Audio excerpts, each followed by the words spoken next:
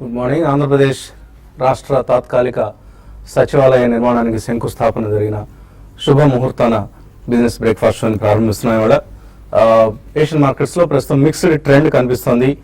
Last night US market స్ట్రాంగ్గా close అయ్యాయి. Dow Jones S&P 500 రెండు కూడా 1.2% లాభపడితే నాస్డాక్ 2% లాభంతో క్లోజ్ అయింది. ఆయిల్ ప్రైసెస్ స్లైడ్ అయినా కూడా లాస్ట్ నైట్ యూఎస్ మార్కెట్స్ స్ట్రాంగ్గా క్లోజ్ అయ్యాయి. అయితే ఏషియన్ మార్కెట్స్లో మాత్రం ఈ ఉదయం అంత స్ట్రెంత్ కనపట్లేదు. కొన్ని జపనీస్ మార్కెట్ నష్టాల్లో ట్రేడ్ అవుతోంది. అలాగే కొన్ని మార్కెట్స్ పాజిటివ్గా, కొన్ని మార్కెట్స్ నెగిటివ్గా ట్రేడ్ అవుతుంటే 7085 దగ్గర SGX నిఫ్టీ మాత్రం ఒక పాజిటివ్ ధోరణి కనపరుస్తోంది.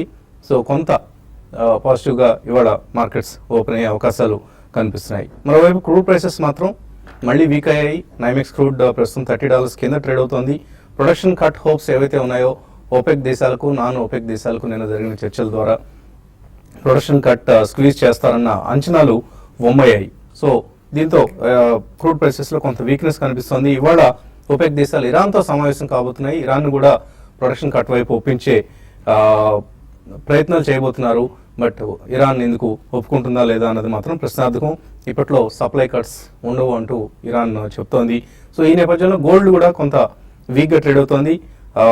ఈక్విటీ మార్కెట్స్లో స్ట్రెంత్ రావడంతో గోల్డ్లో కొంత వీక్నెస్ కనిపిస్తుంది. అండ్ ఓవరాల్గా మన మార్కెట్స్ పరిస్థితి చూస్తే ఈ వారంలో Indian markets are the worst performing markets among the emerging markets. ఎందుకంటే మండే రోజు మనం మార్కెట్స్ పెరగడం చూసాం, భారీగా పెరిగాయి, షార్ట్ కవరింగ్ ర్యాలీ చూసాం. బట్ నిన్న మళ్ళీ అటు ఇటు ప్రవర్తించి తర్వాత ఫైనల్గా 114 పాయింట్ల నష్టంతో నిఫ్టీ క్లోజ్ కావడం 7048. సో నిన్న మార్నింగ్ కూడా మనం అనుకున్నాం నిఫ్టీకి ఇంట్రాడే డిప్స్ భారీగా ఉంటాయని. బట్ మధ్యాహ్నం నుంచి బేర్ అటాక్ బాగా విజృంభించడంతో మార్కెట్స్లో మనం నష్టాలు చూసాం. ఓవరాల్గా చూస్తే ఈ సంవత్సరంలో నిఫ్టీ ఇప్పటిదాకా ఎమర్జింగ్ మార్కెట్స్లో 11.37% నష్టంతో one of the under performing మార్కెట్స్గా ఉంది. షాంఘై ఆఫ్ కోర్స్ 19% క్షీణిస్తే నిఫ్టీ కూడా 11.37% క్షీణించింది. సో కొంత ఈ లాస్ట్ ఫ్యూ డేస్లో మనం కొంత డీకపుల్ అయ్యాం. గ్లోబల్ క్యూస్ నుంచి ప్రధానంగా బడ్జెట్కి సంబంధించిన అంచనాలు కావచ్చు, బ్యాంకింగ్ స్టాక్స్లో వచ్చిన సెల్లింగ్ కావచ్చు, ఇవన్నీ కూడా మనకు మార్కెట్స్ను కృంగదీస్తున్న అంశాలు. బట్ బడ్జెట్ అంచనాల్లో ఇప్పుడు ట్యాక్స్ టైం లిమిట్ ఏదైతే ఉందో లాంగ్ టర్మ్ క్యాపిటల్ గెయిన్స్ సంబంధించి ఇంతకుముందు 1 year కంటే ఎక్కువ 1 year దాటిన తర్వాత తీసుకునే లాభాలకి లాంగ్ టర్మ్ క్యాపిటల్ గెయిన్స్ లేవు అన్న ఒక ప్రస్తుత నిబంధన ఏదైతే ఉందో దీన్ని బహుశా పెంచే అవకాశం ఉంది. మేబీ ఏదైనా 2 సంవత్సరాలు లోపల అమ్మితే షార్ట్ టర్మ్ క్యాపిటల్ గెయిన్స్ విధిస్తారా లేదా ఏంటి అన్నది, ఇంకా అసలు లాంగ్ టర్మ్ క్యాపిటల్ గెయిన్స్ రద్దు చేస్తారా, క్యాపిటల్ గెయిన్స్ ట్యాక్స్ లేకపోవడం అనేదాన్ని, ఇవన్నీ కూడా ప్రస్తుతం మార్కెట్స్ మీద ప్రభావం చూపిస్తున్న అంశాలు ఇతర అంశాలతో పాటు. అండ్ అలాగే రెట్రో ట్యాక్స్ ఇష్యూపై ఎన్డీఏ ప్రభుత్వం, మోడీ ప్రభుత్వం తిరిగి బ్యాక్ టు ఫ్యూచర్ దిశగా వెళుతోంది. ట్యాక్స్ టెర్రరిజం అంటూ ఏదైతే మనం గతంలో అనుకునేవాళ్ళమో ఆ ట్యాక్స్ టెర్రరిజం మళ్ళీ తలెత్తోంది. వోడాఫోన్ని 14,000 కోట్ల రూపాయలు కట్టమంటూ ఐటీ డిపార్ట్మెంట్ నోటీసులు జారీ చేసింది. సో ఇంతకుముందు 8,000 crores ఉన్న ట్యాక్స్ లయబిలిటీ కాస్త ఇప్పుడు 14,000 కోట్లు, అంటే పెనాల్టీలు వడ్డీలతో తడిసి మోపడైంది. ఇదంతా కూడా సెంటిమెంట్ను నీరుగార్చే ఒక చర్యగా మనం భావించాలి. మార్కెట్ సెంటిమెంట్ను ఇప్పటికే నెగిటివ్గా ఉన్న మార్కెట్ సెంటిమెంట్ మరింత నెగిటివ్ అవుతుంది ఇటువంటి చర్యల కారణంగా. అండ్ ఫారిన్ ఇన్స్టిట్యూషనల్ ఇన్వెస్టర్స్ నుంచి సెల్లింగ్ కొనసాగుతుంది. మండే రోజు 1,300 crores వర్త్ స్టాక్స్ను వాళ్ళు అమ్మటం చూసాం క్యాష్ మార్కెట్స్లో. నిన్న 964 crores, అంటే కొద్దిగా సెల్లింగ్ అమౌంట్ తగ్గింది 1,100 నుంచి 964, కానీ సెల్లర్స్ కానీ నెట్ సెల్లర్స్ కానీ ఉన్నారు. అలాగే డొమెస్టిక్ ఇన్స్టిట్యూషనల్ ఇన్వెస్టర్స్ కూడా మండే భారీగా కొన్నారు. నిన్న ఓన్లీ 590 crores వర్త్ స్టాక్స్ మాత్రమే కొనటం చూసాం. సో ఆల్ ఇన్ ఆల్ మనకు ఒక నెగిటివ్ సెంటిమెంట్ అయితే ప్రివైల్ అవుతోంది. యాక్సిస్ బ్యాంక్లో లాంటి కౌంటర్స్లో నిన్న 300 కోట్ల రూపాయల వర్త్ డెలివరీ బేస్డ్ సెల్లింగ్ చూసాం. ఇదే పరిస్థితి HDFC, టాటా మోటార్స్, ఇటువంటి కౌంటర్స్ అన్నింటిలో కూడా మనకు కనిపిస్తోంది. సో బడ్జెట్ ఏదైతే February 29th మనకు బడ్జెట్ ఉంది.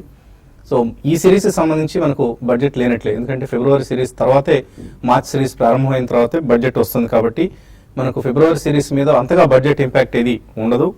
రీసెంట్ లోస్ ఏవైతే చూసామో 68, 69 అది లోవర్ సైడ్. అలాగే టాప్ ఎండ్లో మనం చూస్తే హైయర్ సైడ్ చూస్తే 7205 మండే హై ఏదైతే ఉందో ఈ రెండు లెవెల్స్ మధ్యనే నిఫ్టీ కదలాడే అవకాశం ఉంది. 68, 69 అండ్ 7205 ఈ బ్యాండ్లోనే నిఫ్టీ కదలాడే అవకాశం ఉంది. సో కేర్ఫుల్గా ఉండాల్సిన సమయం. ఇంట్రాడేలో ఆఫ్ కోర్స్ ఆపర్చునిటీస్ వస్తున్నాయి, బట్ నెక్స్ట్ డేకి పొజిషన్స్ క్యారీ చేయడం ఎంత మాత్రం శ్రేయస్కరంగా లేని పరిస్థితి ప్రస్తుతం మనం చూస్తూ ఉన్నాం. అలాగే ఎనలిస్ట్ నుంచి మనం ఎక్స్పెక్టేషన్స్ తీసుకునే ముందు బడ్జెట్కి సంబంధించి అసలు కార్పొరేట్ వర్గాల్లో ఎటువంటి అంచనాలు ఉన్నాయనే అంశాన్ని ఇవాటి నుంచి మీకు TV5 అందిస్తుంది. సో మై బడ్జెట్ డిమాండ్ సంబంధించి వాళ్ళ విష్ లిస్ట్లో ఫస్ట్ ఇవాళ మనం చూడబోతోంది పాల్ రెడ్ టెక్నాలజీస్ అధినేత, అంతకుముందు గతంలో ఫోర్సాఫ్ట్ అధినేత అయిన పాలెం శ్రీకాంత్ రెడ్డి అంటున్నారు బడ్జెట్కి సంబంధించి. ఒకసారి చూద్దాం.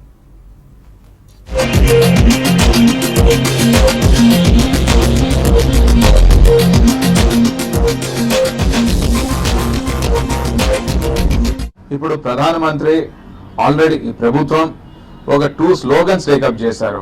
ఒకటి మేక్ ఇన్ ఇండియా, రెండోది స్టార్ట్అప్ ఇండియా.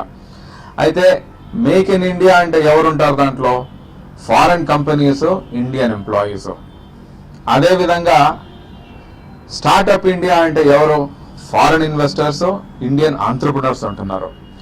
ఈ 2 యాంగిల్స్లో ఈ 2 మెయిన్ కీ ఇనిషియేటివ్స్ ఏవైతే ప్రభుత్వం తీసుకుంటుందో వాటిల్లో ఆ వెల్త్ క్రియేషన్లో ఇండియన్స్కి రోల్ లేకపోవడం అనేది కొద్దిగా దురదృష్టకరం. ఇది ఈ బడ్జెట్లో ఏ విధంగా రెక్టిఫై చేస్తారనేది మనం ఆలోచించాలి. ప్రధానమంత్రిని కానీ, ప్రభుత్వాన్ని కానీ, ఫైనాన్స్ మినిస్టర్ కానీ కోరేది ఏంటి అంటే స్టార్ట్అప్ ఇండియాలో ఇండియన్ ఇన్స్టిట్యూషనల్ ఇన్వెస్టర్స్ పార్టిసిపేట్ చేసేది చూడండి.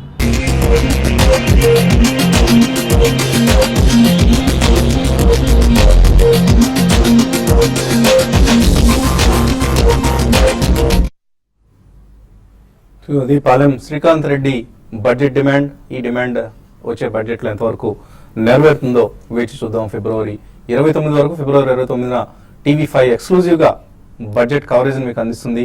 సో కేవలం TV5లో మాత్రమే బడ్జెట్ ప్రత్యక్ష ప్రసారాన్ని, విశ్లేషణను వాచ్ చేయండి. మార్కెట్స్ పరిస్థితి గురించి మాట్లాడేందుకు కొంత అనలిస్ట్ సిద్ధంగా ఉన్నారు. సో ఇవాళ పాజిటివ్గా ఓపెన్ అయ్యే అవకాశాలు కనిపిస్తున్నాయి, బట్ నిన్నట్లాగానే ఈ పాజిటివ్ ఓపెనింగ్ నిలబెట్టుకోలేకుండా మా మార్కెట్స్ మళ్ళీ వీక్ అయ్యే అవకాశం ఎంతవరకు ఉంది? బేసిక్లీ ఐ థింక్ వీక్ అయ్యే అవకాశం ఎక్కువ కనిపిస్తుందండి. ఎందుకంటే పాజిటివ్ క్యూస్ అనేది మనకి ఏది కూడా కనిపించలేదు. అంటే ఎక్స్టర్నల్లీ కానివ్వండి, ఈవెన్ డొమెస్టిక్లీ కూడా మనకి అంత పాజిటివ్ క్యూస్ ఏం కనిపించలేదు. మళ్ళీ నిన్న ఆయిల్ పతనం అనేది మొదలైంది.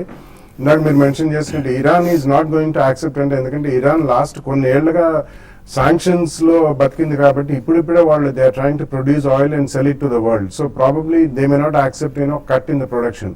అండ్ ఓవరాల్ గా ప్రొడక్షన్ కట్స్ అయితే ఎవరు అనౌన్స్ చేయలేదు. January 11th నాడు ఏదైతే ఉందో అక్కడికి పెగ్ చేస్తామని చెప్పారు. సో ఆయిల్ మళ్ళీ కొద్దిగా ఒకసారి క్షీణించే అవకాశం ఉంది. ఒకవేళ అది కనుక జరిగితే మళ్ళీ సావరింగ్ wealth funds based out of Gulf వాళ్ళ అమ్మకాలు మాత్రం definitely ఆపరండి. So majority of the markets లో వాళ్ళు అమ్ముతున్నారు.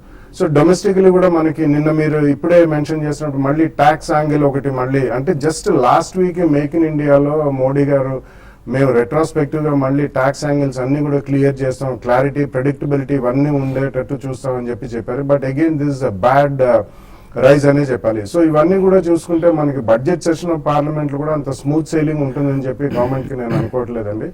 అండ్ సెకండ్లీ మనకి politicisation of all universities and education ఈ మధ్య మళ్ళీ చూస్తున్నాం. JNU గొడవలు మళ్ళీ నిన్న జాదవ్పూర్ యూనివర్సిటీలో కూడా మొదలయ్యాయి. ఐ థింక్ ఇటువంటివన్నీ కూడా పొలిటికల్ రక్కస్ క్రియేట్ చేస్తాయండి పార్లమెంట్ లో. సో ఐ థింక్ డెఫినెట్లీ అంత ఆప్టిమిస్టిక్ మూడ్ అయితే లేదు మార్కెట్ లో కూడా. In my opinion definitely post budget మనం ఏదైనా we can take a call అండి. అప్పటిదాకా it has to be a sell on rise rally గానే మనం అనుకోవచ్చు. And definitely bulk money commit చేసేవాళ్ళు even after March quarter result, year end result అయిన తర్వాత కూడా మనకి ఆపర్చునిటీస్ వస్తాయి. ఈ లోపల ఒక సెంబ్లెన్స్ అండ్ స్టెబిలిటీ అనేది మార్కెట్ కి రావాలి. అప్పుడు కానీ బల్క్ మనీ కమిట్ చేయడం అంత ఉత్తమం కాదు. SIPs can definitely continue with at least 3 to 5 year view.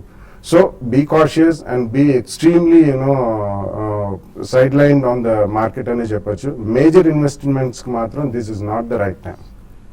So sell on rallies అంటున్నాం మనం పదే. సో ఇవాళ ఓపెనింగ్ లో కూడా గ్యాప్ అప్ పాజిటివ్ ఓపెనింగ్ ను సెల్లింగ్ కోసం ఉపయోగించుకోవచ్చు. డెఫినెట్లీ అదే చేయాలండి. బేసికలీ మనకి నిన్నటి చార్ట్ ప్యాటర్న్ చూస్తే కనుక ఒక ఎంగల్ఫింగ్ బార్ అనేది మనం చూసాం. ఆఫ్టర్ గ్రీన్ బార్ ఒక రెడ్ బార్ రావటం చూసాం. అండ్ మనకి థర్స్డే హై అండ్ లో ఏదైతే ఉందో ప్రాబ్లీ అది ఒక సిగ్నిఫికెన్స్ గా మనం పరిగణించవచ్చు ఈ స్టేజ్ లో. 7208 అండ్ 6959 ప్రాబ్లీ ఈ రేంజ్ లోనే కొన్ని రోజులు ఉండే ఛాన్స్ ఉంది. మేబీ 7240 దాటితేనే మళ్ళీ 20-day మూవింగ్ యావరేజ్ అయితే ఉందో 7332 దాకా వెళ్ళే ఛాన్స్ ఉంది. బట్ డెఫినెట్లీ 7330 వరకు కూడా సెల్ ఆన్ ర్యాలీస్ గానే మనం పరిగణిస్తాం. And once it closes only above 7600 probably అక్కడ మనకి న్యూ బై అనేది ఎమర్జ్ అయ్యే ఛాన్స్ ఉంటుంది.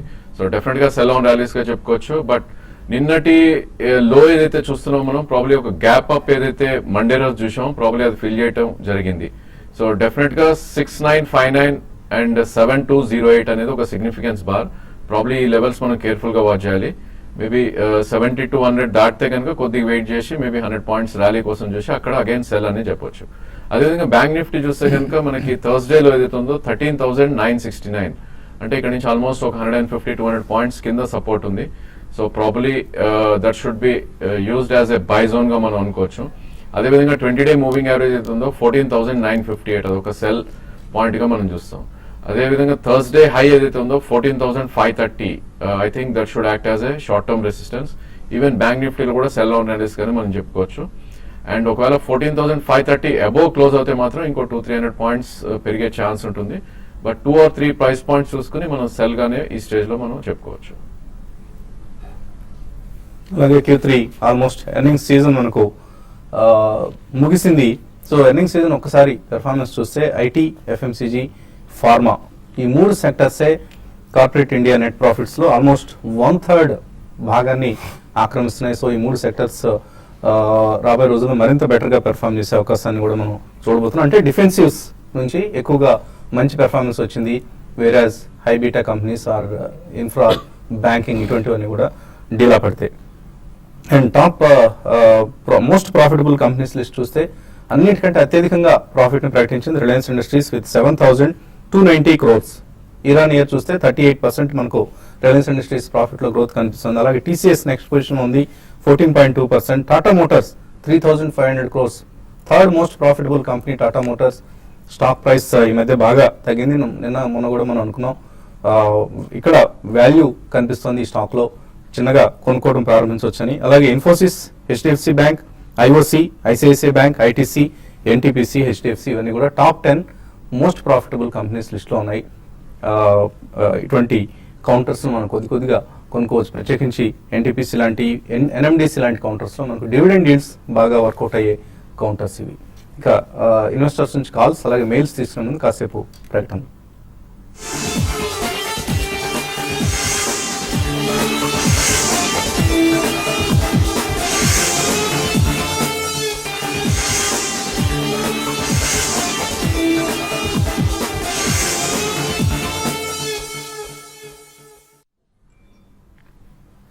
ఫ్యూజన్ సోలార్ టెక్నాలజీస్ సమర్పిస్తున్న బిజినెస్ బ్రేక్ఫాస్ట్ షోకి తిరిగి స్వాగతం.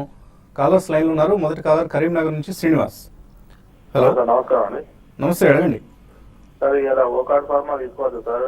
పండుగలో అట్లే నేను ఐటీసీ తీసుకున్న 302 అది దిగింది, దాన్ని ఏం చేయమంటారు? ఐటీసీ నేను తీసుకున్నారు, ఓకార్డ్ వాళ్ళు తీసుకున్నాం అనుకుంటున్నారు. ప్రాబ్లీ అటెంప్ట్ చేయొచ్చు అండి. 2 days లో స్టాప్ లాస్ పెట్టుకుని, ఇది high beta stock 714 rupees stop loss పెట్టుకుని మీరు అటెంప్ట్ చేస్తే చేయొచ్చు. బట్ కొద్ది డిప్స్ కోసం వెయిట్ చేసి తీసుకోండి. అదేవిధంగా మార్కెట్ పుల్ బ్యాక్ వచ్చి 848, 850 వస్తే కనుక మీరు ప్రాఫిట్స్ బుక్ చేసుకోవాలి. అదేవిధంగా ఐటీసీ చూస్తే కనుక ప్రాబ్లీ కొద్ది కరెక్షన్ మోడ్ లో ఉన్న స్టాక్ ఇది. I think it's only pull back అని చెప్పుకోవచ్చు. మొన్నటి లో కూడా మనం కట్ చేయడం చూసాం 297 ఏదైతే ఉందో. మేబీ కొంచెం మైనర్ పుల్ బ్యాక్ అరౌండ్ 302, 303 వస్తే అక్కడ మీరు ఎగ్జిట్ అవ్వండి. లేదంటే ఎగ్జిస్టింగ్ పొజిషన్ ని 291 కింద మీరు స్టాప్ లాస్ పెట్టుకుని ఎగ్జిట్ అయిపోవాలి. తర్వాత కాలర్ కొత్తగూడెం నుంచి సతీష్ కుమార్. హలో హలో అడగండి Satish. Sir good morning sir. Morning. Sir నేను ఎస్కే మరి ఫిబ్రవరి ఫ్యూచర్స్ ఎస్కేఎస్ మైక్రో 523 మీద కొన్నాను సార్, 1 lot. అది ఏమన్నా పెరిగే అవకాశం ఉందా సార్? ఎస్కేఎస్ మైక్రో ఇంకా టైం తక్కువ ఉంది. బేసికలీ ఐ థింక్ కొన్ని స్టాక్స్ మనం అబౌట్ 200-day మూవింగ్ యావరేజ్ చూస్తున్నాం అండి. ఎఫ్ఎండో స్పేస్ లో చూస్తే కూడా ఐ థింక్ మీరు ఉన్న పొజిషన్ స్ట్రిక్ట్లీ 473 ఏదైతే 200-day మూవింగ్ యావరేజ్ ఉందో దాని కింద స్టాప్ లాస్ పెట్టుకుని హోల్డ్ చేయాలి. ఇది కొద్ది హైబీటా స్టాక్. మేబీ మార్కెట్ కొంచెం ఒక 70 to 100 పాయింట్స్ పుల్ బ్యాక్ వచ్చినా కూడా మీ ప్రైస్ వచ్చే ఛాన్స్ అయితే ఉంది. డెఫినెట్లీ ఇప్పుడైతే హోల్డ్ చేయండి విత్ 473 యాజ్ స్టాప్ లాస్. అలాగే ఈమెయిల్ సందేహాలు చూస్తే మోహన్ కృష్ణ అడుగుతున్నారు. బిహెచ్ఏఎల్ కొన్నారట 184 రూపాయల్లో. యావరేజ్ చేసుకొని కాస్ట్ తగ్గించుకోవచ్చా? 2 to 3 years వెయిట్ చేస్తారట. ఐ డోంట్ థింక్ యావరేజ్ చేయడం అంత మంచి పని కాదండి, ఎందుకంటే ఇది రిలెంట్లెస్ గా పడింది and they are not able to really show some absolutely good progress. So ఉన్న స్టాక్ ఉంచి మీరు ఏదైనా ట్రేడింగ్ జెమ్స్ ఒక పుల్ బ్యాక్స్ ఎట్లా వచ్చినప్పుడు యావరేజ్ కాస్ట్ తగ్గించుకోవడానికి ప్రయత్నించండి. అడిషనల్ మనీ బిహెచ్ఎల్లోనే కాకుండా దేర్ ఆర్ అదర్ స్టాక్స్ ఉన్నాయి, లైక్ రీసెంట్లీ ఏబీబీ సిమెన్స్ ఇటువంటి మంచి రిజల్ట్స్ పోస్ట్ చేసినాయి క్యాపిటల్ గూడ్స్ సెగ్మెంట్లోనే. అటువంటివి కొద్దిగా కొనండి. బిహెచ్ఎల్ మాత్రం అడిషనల్గా ఇప్పుడే కొనండి. విజయశ్రీ అడుగుతున్నారు, విష్ణు కెమికల్స్ బాగా పడిపోయింది, 16% తగ్గింది, 3 yearsగా హోల్డ్ చేస్తున్నారు, ఎగ్జిట్ కావచ్చా? ప్రాఫిట్లో ఉంటే మాత్రం డెఫినెట్లీ కొద్దిగా ప్రాఫిట్స్ తీసుకోండి. అంటే 16% పడ్డది అంటున్నారు, మీరు కొన్న దాని తర్వాత డీసెంట్ అండ్ సబ్స్టాన్షియల్ ప్రాఫిట్స్ ఉంటే డెఫినెట్లీ మిడ్ అండ్ స్మాల్ క్యాప్స్లో కొద్దిగా తీసుకోవాలని గతంలో కూడా చెప్పాను, ఇప్పుడు కూడా we stick to the same stand అండి. సో కొద్దిగా ప్రాఫిట్ ఉంటే మాత్రం తీసుకోండి. ఐటీసీ 190 రూపాయల్లో హోల్డ్ చేస్తున్నారు, రాజ్యలక్ష్మి లాంగ్ టర్మ్ కోసం, ఇంకా కొనుక్కోవచ్చా? నో, ఐటీసీ కంటే అడిషనల్ గా ఇంకొక స్టాక్ అనండి 190లో కొన్నారు, ఆల్మోస్ట్ అరౌండ్ 300 ఉంది. ఇట్స్ గుడ్ ఎంట్రీ పాయింట్ అండి. బట్ అడిషనల్ గా కొనదాల్చుకుంటే డాబర్ సబ్స్టాన్షియల్ గా కరెక్ట్ అయింది, ఆల్మోస్ట్ 320 నుంచి అబౌట్ 230-240 జోన్ లోకి. అటువంటి స్టాక్స్ కొనుక్కుంటే మేలండి. ఈ పేరు మనం చదవటం ఎప్పుడు రోజు కన్ఫ్యూజన్గా ఉంటుంది. సారా ఉన్ అనే పేరుతో వస్తుంది, మీ అసలు పేరు రాస్తేనే నెక్స్ట్ టైం మీ మెయిల్ చదువుతామండి. కమల్ ఇండియా సిమెంట్స్ షేర్లు కొన్నారట 79 రూపాయల్లో. ఎస్ఎల్ ప్రోప్యాక్ 152 రూపాయలు కొన్నారు. షార్ట్ టర్మ్ కోసం టెక్నికల్ లెవెల్స్ చెప్పమంటున్నారు. ఇండియా సిమెంట్ చూస్తే కనుక ప్రాబబ్లీ మొన్నటి స్వింగ్ లో ఏదైతే ఉందో 67 దగ్గర సపోర్ట్ ఉండే ఛాన్స్ ఉంది. ఐ థింక్ అది మీరు స్టాప్ లాస్ పెట్టి హోల్డ్ చేయాలి. అదేవిధంగా 4-day హై ఏదైతే ఉందో మేబీ 76-77 దగ్గరకు వస్తే I think you should exit the position. అది 80 and 65 రేంజ్ లో ట్రేడ్ అయ్యే అవకాశం ఉంది. ఎస్ఎల్ ప్రోప్యాక్ చూస్తే కనుక ప్రాబ్లీ ఈ స్టాక్ మనకి కొద్ది కరెక్షన్ మోడ్ లో ఉంది. ఆల్రెడీ ఈ స్టాక్ 130 నుంచి 165 దాకా పెరిగి కరెంట్లీ అరౌండ్ 140-142 మధ్యలో ఉంది. ఇన్ కేస్ ఈ షార్ట్ టర్మ్ కోసం అయితే 136 కింద స్ట్రిక్ట్లీ స్టాప్ లాస్ పెట్టుకోవాలి. అదేవిధంగా 20-day మూవింగ్ యావరేజ్ అయితే ఉందో 152 హాఫ్ దగ్గర మీరు ప్రాఫిట్స్ బుక్ చేసుకోవాలి. రవి అడుగుతున్నారు, power grid current levels long term కోసం కొనుక్కోవచ్చా? లాంగ్ టర్మ్ అంటే అట్లీస్ట్ 2 years ప్లస్ వ్యూ అంటే it's not a bad idea అండి, ఎందుకంటే మనకి పవర్ జనరేషన్ డెఫినెట్లీ పెరిగే అవకాశం ఎక్కువ ఉంది నెక్స్ట్ 2-3 years లో. And power grid happens to be the main pivotal point and it's a good company, government of India company. ఈ రేట్లో definitely you can attempt. Nagaraju అడుగుతున్నారు, టెక్నికల్ అనాలిసిస్ కోసం బెస్ట్ సాఫ్ట్వేర్ టూల్ను సజెస్ట్ చేయమంటున్నారు. Probably end of the day మీరు చూడాలనుకుంటే meta stock అని ఒక software ఉందండి. I think that's the one which I use and it's reasonably very good software. Mahesh అడుగుతున్నారు, Prakash Industries, Neo Corp International fundamental ఎలా ఉన్నాయి ఇవి? Small cap fundamentally good business కోసం ఆయన ట్రై చేస్తున్నారు. Prakash I don't think you should attempt అండి, ఎందుకంటే గతంలో కొన్ని ఎలిగేషన్స్ కూడా వచ్చాయి. So corporate governance and transparency issues కొద్దిగా ఉన్నాయి. I don't think you should. Neo Corp I don't track that stock. But small క్యాప్లో డెఫినెట్లీ చాలా కాషియస్గా ఉండాలండి. ప్రాబ్లీ బడ్జెట్ అయిన తర్వాత you can find some good small cap stocks in auto యాన్సిలరీలో మంచి స్మాల్ క్యాప్ స్టాక్స్ ఉన్నాయి విత్ డీసెంట్ ఫండమెంటల్స్, అందులో చూసుకుంటే బెటర్. వీరేంద్ర రెడ్డి అడుగుతున్నారు, ఫిబ్రవరి నిఫ్టీ ఫ్యూచర్స్ 7160 హోల్డ్ చేస్తున్నారు, హోల్డ్ చేయొచ్చు, ఎగ్జిట్ కావచ్చు? ప్రాబ్లీ ఐ థింక్ ఇందాక చెప్పినట్టు మీరు 6959 కింద క్లోజింగ్ బేసిస్ లో స్టాప్ లాస్ పెట్టాలండి. అదేవిధంగా 70-40, 70-60 మధ్యలోకి వస్తే మీరు లాంగ్స్ ఎగ్జిట్ అవ్వాలి. సాయి చంద్ పిటి లామినేషన్స్ 68 రూపాయల్లో ఉన్నాయి, హోల్డ్ చేయొచ్చు, ఎగ్జిట్ కావచ్చా? చాలా రోజుల నుంచి it's been a non performer అండి. మనకి క్యాపిటల్ గూడ్స్ సెగ్మెంట్ బాగా పెరిగితే ఎస్పెషల్లీ ఎలక్ట్రికల్ బేస్డ్ అప్పుడే దీనికి కొద్దిగా స్టెబిలిటీ వచ్చే అవకాశం ఉంది. ట్రేడింగ్ జెమ్స్ వచ్చినప్పుడు I think you should come out of this stock. Subbarao అడుగుతున్నారు, జేవి సుబ్బారావు, మార్క్సన్స్ ఫార్మా ఈ రేట్లో కొనుక్కోవచ్చా?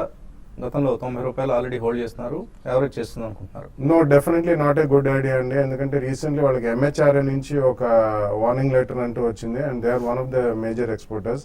ఇది చాలా షార్ప్ గా పెరిగిన షేర్ కాబట్టి పడడం కూడా అలాగే పడ్డదండి. సో అడిషనల్ గా మాత్రం కొనద్దు.